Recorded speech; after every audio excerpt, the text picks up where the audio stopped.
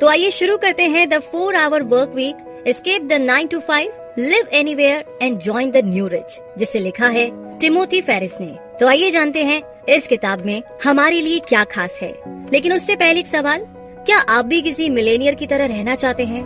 क्या आप चाहते हैं कि जब आपकी मर्जी हो तब काम करें, जहाँ मर्जी हो वहाँ रहे, जो मन आए वो करे, और ऊपर से ये सब करने के लिए आपको सारी लाइफ काम करने की भी जरूरत नहीं है, और ये शर्त भी नहीं है कि आपके बैंक अकाउंट में मिलियंस पड़े हो। आपको तो बस न्यू रिच को ज्वाइन करना है। इस किताब में आप सीखेंगे कि ये न्यू रिच आखिर है कौन। इसमें आपको लाइफस्टाइल डिजाइन के बारे में भी पता चलेगा, द 80-20 प्रिंसिपल और पार्किंसन लॉ के बारे में भी। तो चलिए आगे बढ़ते हैं। किसी मिलेनियर की तरह रहने का मतलब है अपनी लाइफ अपनी शर्तों पर जीना और टाइम, मनी और लोकेशन की फ्रीडम। और इस किताब से आप सीखेंगे कि ये सब कैसे अचीव किया जाए। द 4 आवर वर्क वीक आपको ऐसी डील की अपॉर्चुनिटी देता है जो लाइफ टाइम के लिए है। एक इफेक्टिव एंटरप्रेन्योर या एम्प्लॉय होने के साथ साथ आप पूरा वर्ल्ड घूम सकते हैं, स्कीइंग पे जा सकते हैं या फिर सर्फिंग कर सकते हैं। और आप ये भी देखेंगे कि कैसे मैक्सिमम अचीव करने के लिए आपको मिनिमम एफर्ट करना है। तो आइए अब शुरू करते हैं। New rich and lifestyle design के बारे में सबसे पहले बात करते हैं। क्या आपने कभी सोचा है कि कैसा होता अगर आपकी एक ऐसी स्टेबल इनकम होती जिसके लिए आपको ऑफिस में 8 घंटे रुकना नहीं पड़ता? क्या होता अगर किसी क्यूबिकल में अपनी लाइफ के बेस्ट ईयर्स गुजारने के बदले में आपको कोई दूसरा ऑल्टरनेटिव मिलता? अगर आप कोई हार्ड वर्किंग एम्प्लॉय है या कोई एंटरप्रेन्योर, तो ये किताब सिर्फ आपके लिए ही लिखी गई है। आपको अपने हार्डवर्क का रिजल्ट एंजॉय करने के लिए रिटायरमेंट का वेट करने की कोई जरूरत नहीं पड़ेगी। आप पैसे कमाने और वर्किंग होने के साथ भी एक बेस्ट लाइफ एंजॉय कर सकते हैं। अपनी लाइफ में एक चॉइस सिलेक्ट करने से पहले तक टिमोथी फेरिस भी एक 9 to 5 एम्प्लॉय थे, मगर वो अपनी लाइफ को यूं ही गुजारना नहीं चाहते थे। वो नहीं चाहते थे कि वो सालों इंतजार के बाद एक ऐसे ओल्ड मैन बने जो अपनी रिटायरमेंट का पैसा भी एंजॉय ना कर सके। और टिम फेरिस आपके लिए भी ऐसा बिल्कुल नहीं चाहते। इसीलिए तो आपको न्यू रिच ज्वाइन करने का इन्विटेशन दे रहे हैं। तो जैसा कि हमने पहले पूछा कि ये न्यू रिच लोग आखिर है कौन, तो इसका जवाब है कि ये वो लोग हैं जिन्होंने सक्सेसफुल बनने के लिए कन्वेंशनल तरीके को अप्लाई नहीं किया। सालों से ये माना जाता रहा है कि अगर सक्सेस पानी है तो भाई खूब मेहनत कीजिए, पढ़ाई कीजिए, कॉलेज से डिग्री ले लीजिए, 8 घंटे ऑफिस की जॉब कीजिए, खून पसीना एक करके। और इसी को लोग रियल वर्ल्ड बोलते हैं, जो कि ज्यादातर लोगों के लिए गुड फ्यूचर है। लेकिन आप चाहे तो इस रियलिटी को चेंज कर सकते हैं, क्योंकि न्यू रिच वो लोग हैं जो अपने रूल्स बना करके अपने स्टैंडर्ड के साथ जीते हैं। टिम फेरिस और बाकी कईयों ने भी ये साबित कर दिखाया है कि आप चाहे तो कोई प्रोडक्टिव बिजनेसमैन या एम्प्लॉय होते हुए भी एक लग्जूरियस लाइफ के मजे ले सकते हैं। आप दुनिया जहान घूमते हुए अपने शौक पूरे करते हुए अपनी फैमिली को सपोर्ट कर सकते हैं। फिर चाहे आप मिलेनियर हो या नहीं, इससे कोई फर्क नहीं पड़ता, क्योंकि आपको सिर्फ अपनी मोबिलिटी और टाइम को मैक्सिमाइज करना है। ये बिल्कुल जरूरी नहीं है कि आपकी लाइफ हमेशा हार्ड ही हो। इन न्यू रिच लोगों ने एक नए लाइफस्टाइल को डिजाइन किया है और उसे फॉलो किया है। जरा सोचिए, जितने घंटे मेहनत आप अभी करते हैं उससे आधे घंटे मेहनत करके भी आपको डबल पैसा मिले, तो सोचिए अगर आपको लाइफ एंजॉय करने के लिए रिटायरमेंट का वेट ही ना करना पड़े, तो आपके पास ऐसी चॉइस हो कि आप सिर्फ काम करने के लिए काम ना करें, आप काम के साथ फन भी कर सके। डेलबेग स्मिथ सिर्फ 21 साल का है और वो एक सक्सेसफुल एंटरप्रेन्योर और प्रोफेशनल एथलीट भी है। उसने 2006 के विंटर ओलंपिक्स फॉर स्की में गोल्ड मेडल भी जीता था। डेल ने स्की में एक परफेक्ट बैक फ्लिप लिया था और पिछले सारे रिकॉर्ड्स को तोड़ दिया था। इतनी छोटी सी एज में उसके पास एक लंबोर्गिनी भी है। डेल ओरिजिनली कनाडा का है, जहां उसने अपने बड़े भाई के साथ मिलकर के एक ऑनलाइन IT कंपनी खोल रखी है। डेल जब 13 का और उसका भाई 15 साल का था तो उन्होंने अपने ओलंपिक्स में जाने का सपना पूरा करने के लिए एक IT फर्म क्रिएट की, और सिर्फ 2 साल बाद ही दोनों भाइयों का बिजनेस वेंचर इंडस्ट्री का 3rd मोस्ट सक्सेसफुल वेंचर बन गया था। जब डेल के बाकी सारे टीम के मेंबर जी जान से ट्रेनिंग में लगे होते हैं तो वो उस टाइम को अपने बिजनेस में देता है। एक बार की बात है, डेल अपने जापानीज क्लाइंट्स के साथ साके पीने के लिए टोक्यो तक चला गया था। हालांकि उसके कोच को लगता है कि उसे ट्रेनिंग में और अटेंशन देनी चाहिए, लेकिन डेल अपना बिजनेस और ट्रेनिंग दोनों को मैनेज करते हुए एक्सीलेंट स्की परफॉर्मेंस देता रहा है। डेल अपने ओलंपिक्स ड्रीम और बिजनेस के बीच फ्रीली मूव करता है। उसे दोनों में से किसी एक को छोड़ने की जरूरत नहीं पड़ती। ये 2002 की बात थी जब डेल और उसके बड़े भाई ने ऑस्ट्रेलिया माइग्रेट करने के बारे में सोचा, जो कि स्की के लिए वर्ल्ड का सबसे बेस्ट प्लेस है।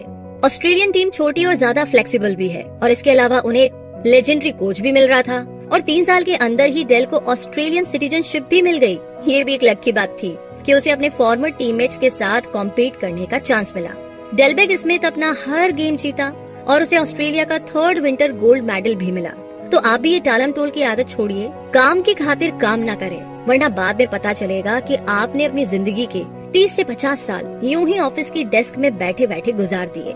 लाइफस्टाइल डिजाइन आपको ऐसा ऑप्शन देता है जिससे आपको लाइफ में क्या करना है, कहाँ करना है, कब करना है और किसके साथ करना है, ये सारी बातें आप इसके थ्रू कंट्रोल कर सकते हैं। और आगे बात करते हैं रूल्स की, जो कि रूल्स को चेंज कर दे। जी हाँ, ऑस्कर वाइल्ड ने एक बार कहा था कि हर वो चीज जो फेमस है गलत है। न्यू रिच बाकी लोगों से बड़े डिफरेंट टर्म्स में रहते हैं। कहने का मतलब ये बिल्कुल नहीं है कि वो अपने हाथों पे चलते हैं या पैंट के बाहर अंडरवियर पहनते हैं। न्यू रिच लोग अपने रूल्स खुद डिफाइन करते हैं। यहाँ 5 बेसिक रूल्स है जो आप भी फॉलो कर सकते हैं। पहला रूल, रिटायरमेंट का गोल रखना ही गलत है। सब लोग रिटायरमेंट पर इतना डिपेंड क्यों रहते हैं? अगर कोई ऐसा करता है तो उसका सीधा सा मतलब ये है कि उसने जिस तरीके से अपनी लाइफ के मोस्ट फिजिकली फिट ईयर्स गुजारे, उससे वो खुश नहीं है। इसके अलावा जब तक आप रिटायर होंगे, जैसे कि मान लीजिए आज से 30 साल बाद, तब महंगाई इतनी ज्यादा बढ़ चुकी होगी कि आपकी लाइफ सेविंग की कोई ज्यादा वैल्यू नहीं होगी। और क्योंकि आप सारी लाइफ हार्डवर्क करते रहे, तो आपको काम की इतनी ज्यादा आदत हो चुकी होगी कि रिटायर होने के 1 हफ्ते बाद ही आप बोर होने लगेंगे। इसलिए इस बात का ध्यान रखें। दूसरा है, सरवाइव करने के लिए एक्टिविटी के साथ आराम करना भी जरूरी है। क्या आप 30 की एज में डोनाल्ड ट्रंप के जैसे बूढ़े दिखना चाहते हैं, ओल्ड दिखना चाहते हैं? हर रोज आप 8 घंटे काम करते हैं तो जाहिर है कि आप बड़ी जल्दी बूढ़े दिखेंगे। एक न्यू रिसर्च पर्सन बनकर के आप मिनी रिटायरमेंट को चूज कर सकते हैं। अब जब जरूरत पड़े तब तक काम करें, वरना आराम। तो 50 साल बाद रिटायर होने के बजाय आप अपने प्रेजेंट टाइम में घूम फिर सकते हैं या फिर कोई हॉबी या किसी शौक को पूरा कर सकते हैं। आप अपनी लाइफ को प्रोडक्टिव बनाने के साथ एंजॉय भी कर सकते हैं। जैसे एग्जाम्पल के लिए टिम फेरिस अपना एम रखते हैं कि वो 1 मंथ एक अलग कंट्री में गुजारेंगे। अगर ये नहीं तो टैंगो या किक बॉक्सिंग करेंगे। तो टिम फेरिस हर 2 महीने काम करने के बाद एक मिनी रिटायरमेंट लेते हैं। आगे 3rd रूल है कि क्या ये लेजीनेस है? बिल्कुल नहीं। The 3rd new rich rules है, लेस इज नॉट लेजीनेस। जब आप लाइफस्टाइल डिजाइन अप्लाई करते हैं तो मीनिंगलेस वर्क से आपको छुटकारा मिल जाएगा, ताकि आप अपनी मोस्ट इम्पोर्टेंट चीजों पर फोकस कर पाए। न्यू रिच ऑफिस में कम टाइम स्पेंड करने के बावजूद सबसे ज्यादा इफेक्टिव होते हैं, क्योंकि बिजी होने का मतलब जरूरी नहीं है कि काम भी आपका प्रोडक्टिव ही हो। और इसी के साथ आगे है 4था rule, ask for forgiveness not permission. लोग हमेशा ही आपको पीछे धकेलने की फिराक में लगे रहेंगे, चाहे आपका पार्टनर हो, आपके पेरेंट्स या आपका बॉस ही क्यों ना हो। बेशक उन्हें बुरा लगे तो लगे, लेकिन अपनी सक्सेस के रास्ते में किसी को भी ना आने दे। आपकी बातों से उनका कोई बड़ा नुकसान नहीं होने वाला है। आगे बढ़ने के लिए आपको किसी की भी परमिशन लेने की बिल्कुल भी जरूरत नहीं है। 5वां रूल है, एब्सोल्यूट इनकम से ज्यादा रिलेटिव इनकम इम्पोर्टेंट है। 2 टाइप की इनकम होती है, एब्सोल्यूट और रिलेटिव। अब एब्सोल्यूट इनकम बस आपकी सैलरी होती है, जबकि रिलेटिव इनकम में आपकी सैलरी और आपका वर्किंग अमाउंट ऑफ टाइम दोनों कंसिडर होते हैं। अब जैसे जैन और जॉन को ही ले लें। जैन की एनुअल इनकम $1 लाख है, जबकि जॉन की बस $50,000। और अगर हम सिर्फ मनी को कंसीडर करें तो जैन 2 टाइम रिच है, लेकिन हम यहाँ पर एक बिगर पिक्चर को मिस कर रहे हैं। जैन एक्चुअली में वीकली 80 घंटे काम करती है, जो कि इक्वल है $25 के, जबकि जॉन वीकली सिर्फ 10 घंटे ही काम करता है और उसका 1 आवर $100 के बराबर है। तो एक्चुअल में कौन ज्यादा रिच है, जैन या जॉन?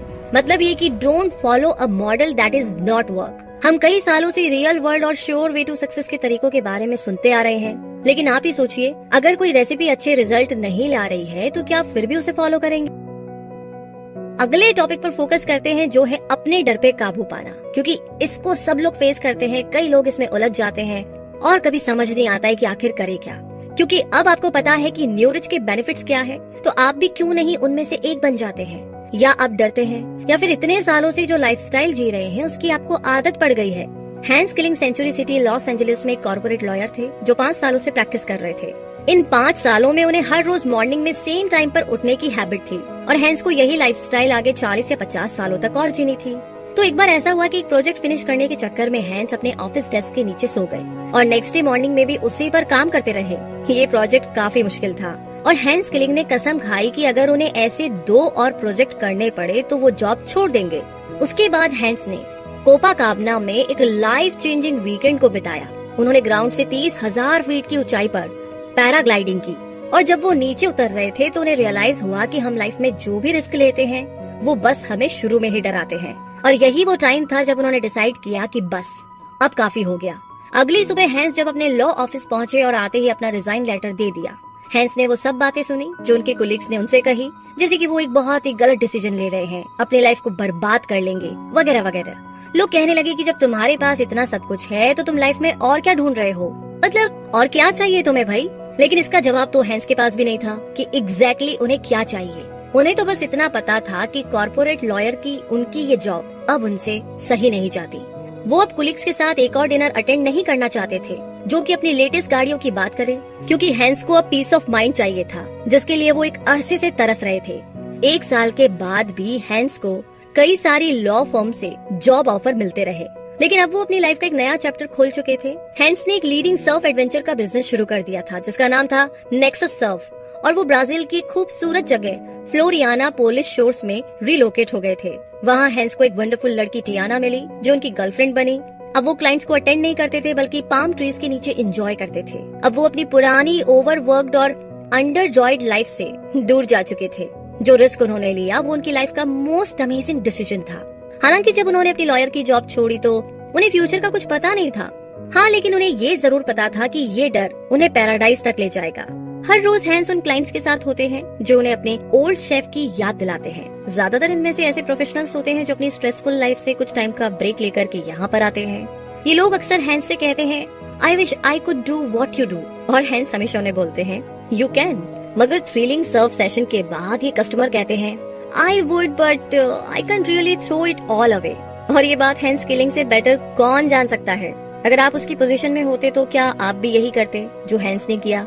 क्या आप अपनी लाइफ का इतना बड़ा स्टेप उठा पाते? क्या आप अनसर्टेनिटी और फेलियर ऑफ फियर फेस कर पाते? हम में से कई ऐसे होंगे जो अभी भी अपनी अनहैप्पी जॉब्स करते रहेंगे, क्योंकि हम हर हाल में अनसर्टेनिटी अवॉइड करना चाहते हैं। लेकिन अगर आप जॉब क्विट करके अपना पैशन फॉलो करते हैं तो सोचिए, ज्यादा से ज्यादा बुरा क्या होगा। पॉसिबल है कि आप बहुत फिक्र करते हो, और जो भी आपके एक्शन के कॉन्सिक्वेंस होंगे वो परमानेंट तो नहीं होंगे, आप उन्हें चेंज कर सकते हैं। और वर्स्ट केस सिनेरियो में आप रिकवरी के लिए पहले से ही अपने स्टेप्स को प्लान कर सकते हैं। फिर आप देखना कि ये रिस्क लेना उतना भी बुरा आइडिया नहीं था। जो अगला स्टेप है वो है टेकिंग द डील। जी हाँ, अब आपको पता है कि न्यू रिच क्या होते हैं, और आपको लाइफस्टाइल डिजाइन का टेस्ट भी मिल गया है। कोई भी बड़ा स्टेप लेना रिस्की जरूर होता है, लेकिन ये वर्थ इट है। न्यू रिच डिफाइन करने के बाद हम इसके 3 एसेट्स की तरफ मूव करेंगे, जो है फ्रीडम ऑफ टाइम, इनकम और लोकेशन। तो आप फ्रीडम ऑफ टाइम कैसे पा सकते हैं? आपको सिंपली ऐसे अनइम्पोर्टेंट चीजों को एलिमिनेट करना है जो आपका टाइम वेस्ट करे। आपकी इनकम पर आपका कितना फ्रीडम है? आपको इफेक्टिव सिस्टम ऑटोमेट करना है जो आपको रेवेन्यू देंगे, और आपको इसे हमेशा चेक करने की भी जरूरत नहीं है। आप टास्क आउटसोर्स करते हैं जो बाकी लोग हैंडल कर लेंगे। आप लोगों को और प्रोसेस को माइक्रो मैनेजिंग करना स्टॉप कर देते हैं। आप लोकेशन की फ्रीडम कैसे पा सकते हैं? खुद को लिबरेट करके आप ऐसा कर सकते हैं, और ऐसा आप अपना यूजुअल 9 to 5 एस्केप करके और मिनी रिटायरमेंट लेकर के कर सकते हैं। तो इस तरीके से आप टेक द डील की मदद से न्यू रिच बनेंगे। इसमें डी का मतलब है डेफिनेशन, ई का मतलब है एलिमिनेशन, ए का मतलब है ऑटोमेशन, और एल का मतलब है फॉर लिबरेशन। तो अगले चैप्टर में हम एलिमिनेशन और अपने कीमती टाइम पर फ्रीडम पाने के बारे में डिस्कस करेंगे। क्या आप टाइम मैनेजमेंट के एक्सपर्ट हैं? क्या आप डेली मल्टीटास्किंग करते हैं? यहाँ पर एक चीज बहुत इम्पोर्टेंट है। टीम पेरिस कहते हैं, इसके बारे में सब भूल जाइए। आपको रिडिकुलस लग रहा है, राइट? तो चलिए 80-20 प्रिंसिपल और पार्किंसन के बारे में अब जानते हैं। ये 80-20 प्रिंसिपल आखिर है क्या? आइए जानते हैं। इसे इकोनॉमिस्ट विल्फ्रेडो परेटो ने प्रपोज किया था, इसीलिए इसे परेटो का लॉ भी कहा जाता है। सिंपली हम बोले तो इसका मीनिंग है कि आपके टोटल आउटपुट का 80% आपके 20% टोटल इनपुट से आता है। अगर आपका कोई बिजनेस है तो आपको रियलाइज होगा कि आपके प्रॉफिट का 80% आपके 20% कस्टमर से आता है। ये वो लोग हैं जो हमेशा आपके प्रोडक्ट को ज्यादा खरीदते हैं। अगर आप कोई एम्प्लॉय है तो आप नोटिस करेंगे कि आप अपना 80% रिजल्ट अपने 20% ऑफिस आवर्स में से प्रोड्यूस करते हैं। क्या आपने कभी नोटिस किया है कि रेगुलर 8 घंटे के बजाय 2 घंटे के ओवर टाइम से आपने ज्यादा रिजल्ट अकम्प्लिश किया है, मतलब उसे पूरा किया है। टीम फेरिस ने अपना बिजनेस चलाने के लिए डेली 15 घंटे तक काम किया है। वो हमेशा खुद को हेल्पलेस और ओवरवेल्म्ड फील करते थे। वो डेली सनराइज से पहले उठकर के यूके में अपने कस्टमर्स को कॉल करते और रोजाना 9 से 5 अपने यूएस वाले कस्टमर्स को फॉलो किया करते थे। उसके बाद न्यूजीलैंड और जापान मार्केट के लिए फोन कॉल्स में लग जाते थे और मिडनाइट तक ये सब कुछ चलता रहता था। उस टाइम तक टिम को 80-20 के प्रिंसिपल के बारे में पता चल चुका था। तब उनके 120 होलसेल कस्टमर्स थे, जिनमें से बस 5 ही रेगुलर ऑर्डर देते रहते थे। फिर चाहे टिम उन्हें फॉलो करे या ना करे, और वो सारे कस्टमर्स ऑर्डर भी हमेशा बल्क में लेते थे। तो टिम ने डिसाइड किया कि वो बस इन्हीं कस्टमर्स के ऊपर फोकस करेंगे, ना कि उन सब के ऊपर जो उन्हें हेडेक के अलावा और कुछ नहीं देते। वैसे इसके अलावा टिम के 2 ऐसे भी कस्टमर्स थे जो कि हमेशा ही उनके साथ आर्ग्यूमेंट किया करते थे, जिसकी वजह से पूरा दिन टिम का मूड खराब रहता था और अल्टीमेटली उन्होंने उन दोनों कस्टमर्स को इग्नोर करना शुरू कर दिया। तो क्या उन्हें कोई लॉस हुआ? एक्चुअली टिम को उल्टा फायदा हुआ। उनके ज्यादातर कस्टमर्स हाई मेंटेनेंस वाले थे, उनके साथ काफी टाइम और एनर्जी खर्च होती थी, मगर उनसे उतना बड़ा ऑर्डर मिलता भी नहीं था। तो परेटो के लॉ के अकॉर्डिंग टिम अपने सिर्फ 5% कस्टमर से ही 95% प्रॉफिट कमाते थे। ज्यादा कस्टमर्स का मतलब ज्यादा प्रॉफिट हो, ये बिल्कुल भी जरूरी नहीं है। इसीलिए टिम ने बाकी के अनयूजुअल कस्टमर्स के बजाय सिर्फ उन्हीं टॉप 5 पर फोकस किया जो उन्हें लार्ज ऑर्डर देते थे। हाई मेंटेनेंस वाले कस्टमर्स को अपनी लाइफ से एलिमिनेट करके, यानी उन्हें हटा करके, वो काफी रिलैक्स फील कर रहे थे। और फिर सिर्फ 1 महीने में ही उनका प्रॉफिट $30,000 से बढ़कर के $60,000 हो गया, और उन्हें ज्यादा स्पेंड करने की भी जरूरत नहीं पड़ी, क्योंकि उनके पास अब 5 डिपेंडेबल कस्टमर थे जो कि हमेशा बल्क ऑर्डर देते थे। तो उनके पास वीकली काम करने के घंटे 80 से सिर्फ 15 रह गए थे। और सबसे इम्पोर्टेंट बात क्या है पता है? कि वो अब बहुत खुश और लिबरेटेड फील किया करते थे, और अब उनका बिजनेस भी पहले से ज्यादा बढ़िया चल रहा था। इसी के साथ आगे बढ़ते हैं और जानते हैं Parkinson law, mini retirement and the mobile lifestyle. जी हाँ, पार्किंसन के लॉ के हिसाब से कम टाइम में ज्यादा रिजल्ट मिलता है। अगर आप एक एम्प्लॉय है तो आपको अक्सर अपने टास्क फिनिश करने में 8 घंटे लगते हैं, लेकिन आप देख सकते हैं कि इसमें से ज्यादातर टाइम आपका बेकार की इररिलेवेंट चीजें करने में ही गुजरता है। एक्चुअली आपको टास्क पूरा करने के लिए 8 घंटे चाहिए ही नहीं। आप ऑफिस में फाइल अरेंज करते हुए घूमते रहते हैं, कुलीग से बातें करते रहते हैं, या फिर अपनी ईमेल्स को मैनेज करने में लगे रहते हैं, लेकिन आप इन सबसे कोई प्रोग्रेस नहीं कर रहे होते। टाइम इसीलिए वेस्ट होता है क्योंकि हमारे पास इतना सारा टाइम अवेलेबल होता है। लेकिन ये सिर्फ आपका फॉल्ट नहीं है, ये तो 9 to 5 ऑफिस कल्चर की एक्चुअली में बहुत बड़ी गलती है। लेकिन अगर आप एक एम्प्लॉय भी है तो भी आप रिमोट वर्क अरेंज करके एक्सीलेंट रिजल्ट डिलीवर कर सकते हैं। इसके लिए आपको ऑफिस में 8 घंटे बैठने की बिल्कुल भी जरूरत नहीं है। आप घर से या किसी दूसरी कंट्री में भी बैठ करके अपने टास्क को पूरा कर सकते हैं। और अब अगर हम बात करें डेव कैमारेलो की, जो 7 सालों से भी ज्यादा टाइम से एचपी में टेक सपोर्ट थे, वो 22 कंट्रीज और 45 स्टेट्स के कस्टमर्स की टेक प्रॉब्लम्स को हैंडल करते थे। डेव 45 इयर्स के हैं। उनका जॉब छोड़ करके खुद का बिजनेस खोलने का कोई प्लान नहीं है। उन्हें अपना काम पसंद है, लेकिन कोई था जिसने उनकी लाइफ को बदल कर रख दिया। वो और कोई नहीं बल्कि शूमे वू है। डेव उसे अपने शेंझेन की ट्रिप के दौरान मिले थे और फिर दोनों में प्यार हो गया। अब वो दोनों 6 महीने से एक रिलेशनशिप को निभा रहे हैं। तो डेव आखिर शूमे के साथ कैसे उस रिलेशनशिप को मेंटेन रखते हैं, जबकि वो उनसे 5913 माइल्स दूर है। डेव अब पुराने वाले डेव नहीं थे जो अपने घर में स्पाइडरमैन वाली चड्डी पहन करके प्ले स्टेशन पर गेम खेलते रहते थे। भाई, उन्हें तो अब एक परफेक्ट पार्टनर मिल गई थी जिसके साथ वो खुशी खुशी पूरी लाइफ बिताना चाहते थे। तो यहाँ पर डेव अपनी टेक कॉल्स को घर से ही रिसीव करते थे। बाद में उन्होंने अपना 1 वीक का एक्सपेरिमेंट किया। उन्होंने चाइना का 1 वे टिकट लिया और साथ में अपना रिलायबल T-Mobile GSM ट्राइबैंड फोन लेकर गए। और फिर 12 टाइम जोन क्रॉस करने के बाद डेव ने जब शूमी को प्रपोज किया तो उसने भी एक्सेप्ट कर लिया। पूरी लाइफ टाइम के अपने सेकंड ट्रिप में डेव ने शूमी की फैमिली के साथ पूरे 30 दिन बिताए। वहाँ पालो ऑल्टो एचपी में किसी को भी उनकी एब्सेंस का पता नहीं चला, क्योंकि डेव यूजुअल तरीके से बिजनेस कर रहे थे। जाने से पहले डेव ने सारी कॉल्स अपने मोबाइल फोन पर फॉरवर्ड का ऑप्शन डाल दिया था। और जब फाइनली डेव ने अपने सीनियर्स को बताया तो उन्होंने सिर्फ इतना बोला, हम फोन का एक्सपेंस नहीं पे करेंगे। ना तो डेव जॉब से निकाले गए, ना ही उन पर कोई चिल्लाया। उन्होंने हर समर सीजन में 2 मंथ्स चाइना में रहने की फ्रीडम जो अर्न कर ली थी, वो इसे यूरोप और ऑस्ट्रेलिया में रेगुलर बिजनेस ट्रिप के बदले कंपनसेट कर सकते हैं। मैंने अपनी लाइफ के 30 साल में कभी ट्रैवल नहीं किया, तो अब मैं ऐसा क्यों ना करूं, डेव कहते हैं। तो अगर आप एंटरप्रेन्योर है तो आपको भी शायद 9 से 5 घंटे ऑफिस की आदत होगी, लेकिन क्या आपको वाकई लगता है कि मिलेनियर होने के लिए लॉन्ग आवर्स काम करना इतना जरूरी है? एक बार एक अमेरिकन टाइकून था जो एक बार मेक्सिको के एक छोटे से विलेज में वेकेशन पे गया, क्योंकि ऐसा उसके डॉक्टर ने उसकी हेल्थ को ठीक करने के लिए बोला था। लेकिन अपने वेकेशन के फर्स्ट डे में ही उस बिजनेस टाइकून को अपने बिजनेस से जुड़ी बैड न्यूज मिली, तो वो कुछ फ्रेश एयर लेने के लिए डॉक पे चला गया। वहाँ उसने एक फिशरमैन को देखा जिसके पास एक छोटी सी बोट थी और उसने अभी बड़ी बड़ी येलो फिश, ट्यूना फिश पकड़ी थी। उस बिजनेस टाइकून ने उस फिशरमैन को इतने बढ़िया कैच के लिए कॉम्प्लीमेंट दिया। कितना टाइम लगा तुम्हें इन्हें पकड़ने में? बिजनेसमैन ने पूछा। बस थोड़ी देर, फिशरमैन ने कहा। तो इस पर बिजनेसमैन ने फिर से पूछा, तो तुमने ज्यादा फिश पकड़ने के लिए कुछ देर और वेट क्यों नहीं किया? मेरी फैमिली और कुछ दोस्तों के खाने लायक इतना काफी है, फिशरमैन ने कहा। तो फिर बाकी टाइम तुम क्या करते हो? फिशरमैन ने बताया कि वो अपने बच्चों का ख्याल रखता है। दोपहर में वो अपनी वाइफ के साथ नींद लेता है। रात में वो विलेज में अपने दोस्तों से मिलने जाता है और वो सब मिलकर के गिटार बजाते हुए वाइन पीते हैं।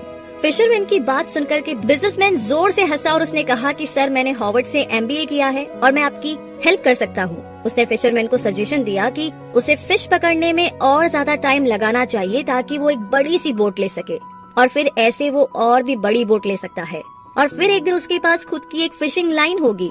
जब वो ज्यादा फिश पकड़ने लगेगा तो उसे मिडिल मैन के साथ डील करने की जरूरत नहीं पड़ेगी, क्योंकि कस्टमर्स को डायरेक्टली सेल करने से उसे ज्यादा प्रॉफिट मिलेगा, जिससे वो खुद की कंपनी शुरू कर सकेगा।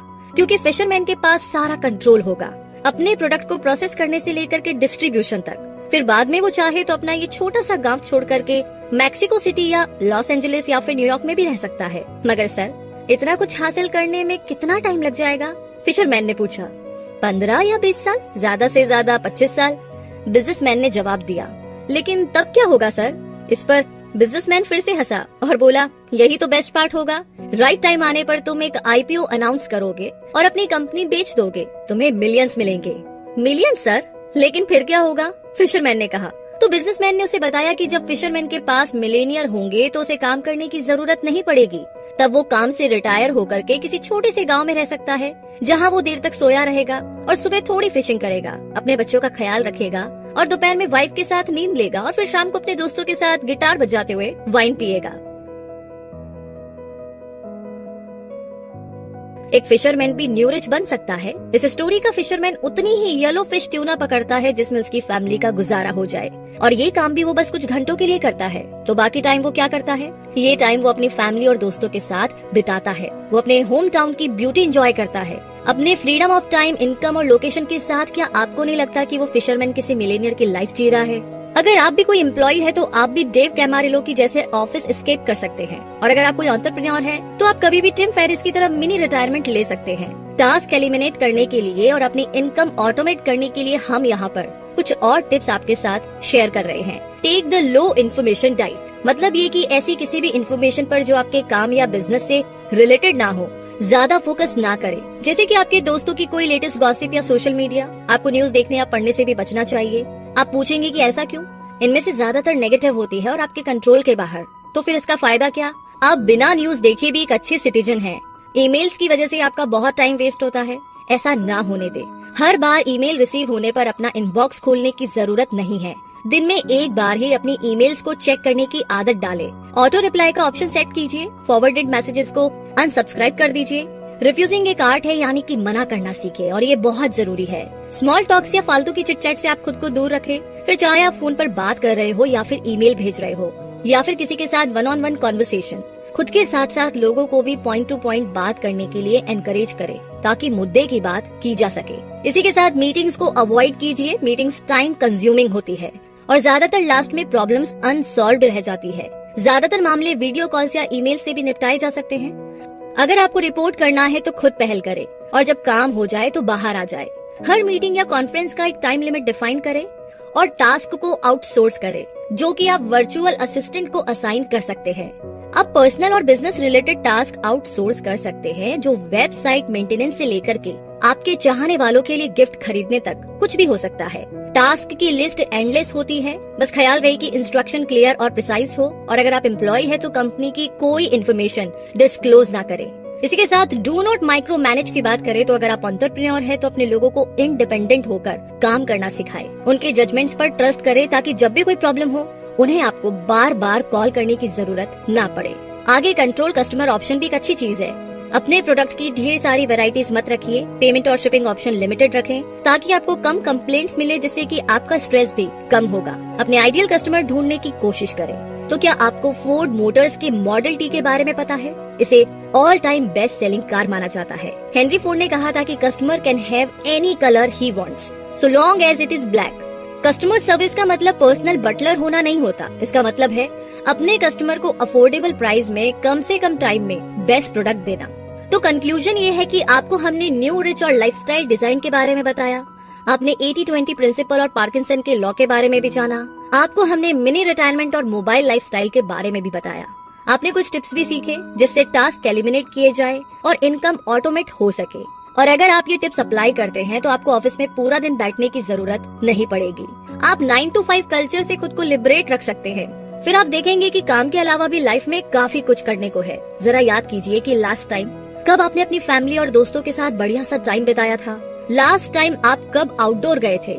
लास्ट टाइम आपने कब ऐसा कुछ किया था जो आपके वर्क से रिलेटेड नहीं था। तो इसीलिए ना, take the deal, join new rich और मिलेनियर की तरह जीने की आदत डालिए। और कैसे डालनी है ये आपको इस समरी में पता लग ही चुका है।